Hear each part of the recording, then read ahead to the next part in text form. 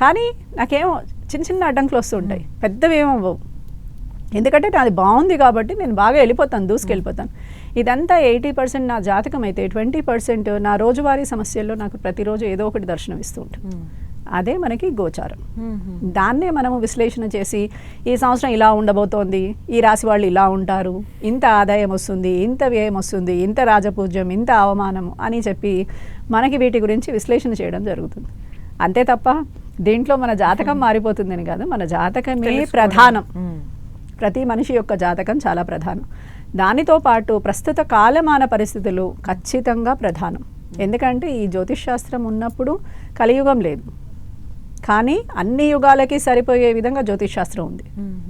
చాలామంది వాదన చేస్తూ ఉంటారు, ఏంటి అని అంటే కనుక కలియుగంలో అప్పుడు ఏం ఆలోచించారండి, ఇప్పుడు మనం ప్యాంట్ షర్ట్లు వేసుకుంటున్నాం, అప్పుడు పంచలు కట్టుకునేవాళ్ళు, చీరలు కట్టుకునేవాళ్ళు, గోచీలు కట్టుకునేవాళ్ళు, ఇలా ఏవో అంటూ ఉంటారు. కానీ మనిషి ఎలా రూపాంతరం చెందుతూ ఉంటాడు, రూపం నుంచి రూపాంతరం ఎలా చెందుతాడు అనేది జ్యోతిష్ శాస్త్రంలో ఉంది, వీడు ఎలా అనుభవించబోతున్నాడు అని. అలాంటివన్నీ మనకి పూర్వజన్మ యొక్క వాసనలు కర్మలు క్యాల్కులేట్ చేసి చెప్పబడేవి. ఇది జాతకం. ఇది వచ్చేసరికి గోచారము అందరి మీద మిశ్రమంగా తీసుకునేది. మీరు పేపర్లోనో న్యూస్లోనో ప్రతిరోజు పొద్దున రాశి ఫలాలు అని చెప్తూ ఉంటారు. మిశ్రమ ఫలితాలు అందరికీ సంబంధించినవి. మీకు జరగచ్చు, జరగకపోవచ్చు. ఇవాల్టి రోజున మీకు విపరీతమైన ధనాదాయం ఉంది, మీరు లక్కీ లాటరీ కొట్టేస్తారు అని అంటారు. ఇందులో వీడికి రాకపోవచ్చు, ఎవడికో ఎక్కడికో వచ్చి ఉండొచ్చు. ఆ రాశివాడు ఒకడే ఉండడు కదా, అనేకులు ఆ రాశిలో ఉంటారు. కాబట్టి కోటాను కోట్లలో ఒక వ్యక్తి దాన్ని పొంది ఉంటాడు. ఆ వ్యక్తి పొందుతాడా, కొంత సమూహం పొందుతుందా అనేది ఆ రోజు యొక్క విశ్లేషణ మీద ఆధారపడి ఉంటుంది, వారి శక్తి మీద కూడా ఆధారపడి ఉంటుంది అని చెప్పి మనకి పార్వతీదేవి ఏమంటుందని అంటే, జ్యోతిష్ శాస్త్రం నిజమా అబద్ధమా? ఋషులంతా ఏం చేస్తారనంటే జ్యోతిష్ శాస్త్రాన్ని రచిస్తారు. రచించిన తర్వాత ఇది వేదం నుంచి తీసుకొని రచిస్తారు, భాగం చేసి విడిగా. ఇది ఒక భాగం వేదంలో, వేదాంగము అంటారు దీన్ని. అయితే దీన్ని రాసినప్పుడు వీళ్ళు క్యాల్కులేట్ చేయడం మొదలు పెడతారు. ఎవరి మీద మొదలు క్యాల్కులేట్ చేస్తారు? మన ఆది పురుషుల మీదే క్యాల్కులేట్ చేస్తారు.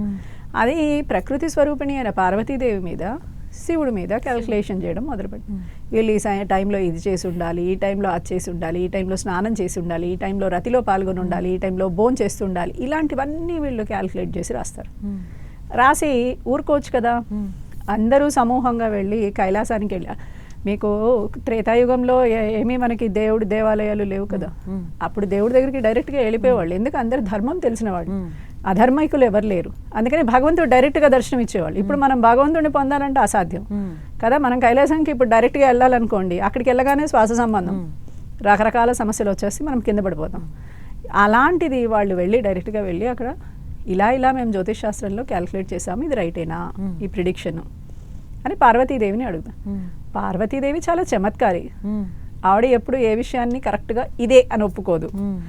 అందుకని ఆవిడేమంటుంది, అయ్యి ఉండొచ్చు, అయ్యి ఉండకపోవచ్చు అంటుంది. అందుకని జ్యోతిష్ శాస్త్రం చెప్పేవారికి భగవంతుడి యొక్క అనుగ్రహం లేకపోతే వారు చెప్పేది జరగచ్చు, జరగకపోవచ్చు అని కూడా పార్వతీదేవి యొక్క వరమో శాపమో. అన్నీ క్యాల్కులేట్ చేసేస్తే పాపం వేరే వాళ్ళ జీవితాలన్నీ తెలిసిపోవండి.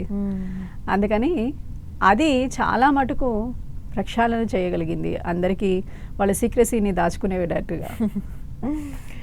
చాలా చక్కగా చెప్పారు మేము అసలు ఎలా ఉంటుంది అనేది. ఇప్పుడు రాశుల వారీగా చూద్దాం. ఈ సంవత్సరం మేష రాశి వారికి ఎలా ఉంది? అయితే మొదలు మనం ఈ సంవత్సరం ఏం చేద్దామనంటే, గురువు ఎన్ని రాశుల్లో వెళ్తున్నాడు అనేది తెలుసుకుందాం. ఎందుకనంటే ఈ సంవత్సరం మనం 25 జనవరి నుంచి మొదలు పెడితే మనకి 26 జనవరి వరకు కదా, డిసెంబర్ 31వ తారీఖు వరకు.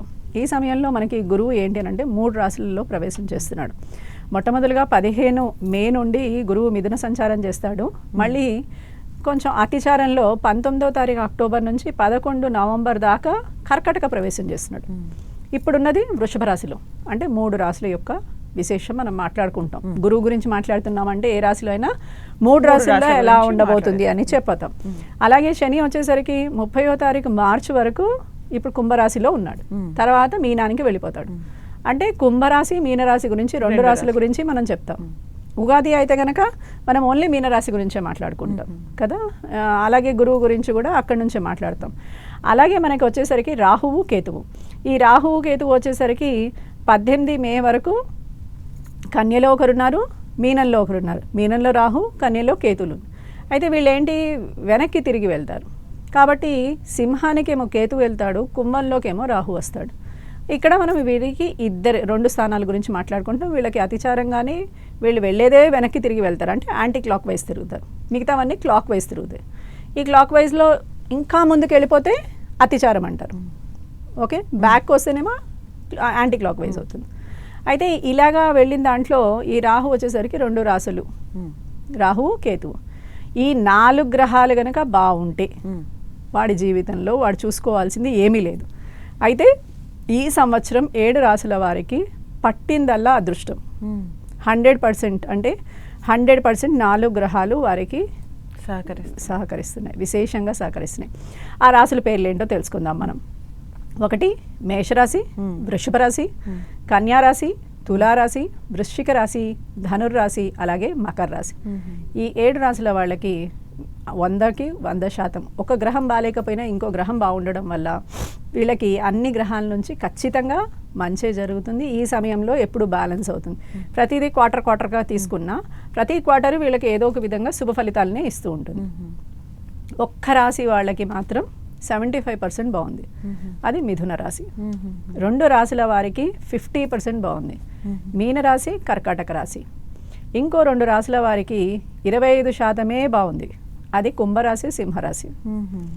ఈ రాశుల వారికి ఈ విధంగా ఉంది.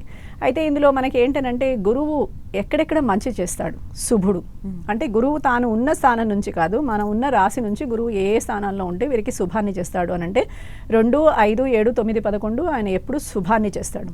అలాగే శని వచ్చేసరికి 3, 6, 11. అలాగే రాహు వచ్చేసరికి 3, 6, 10, 11. ఈ 3, 6, 10, 11లో కేతు ఉంటే తప్పకుండా బ్యాడ్ చేస్తాడు.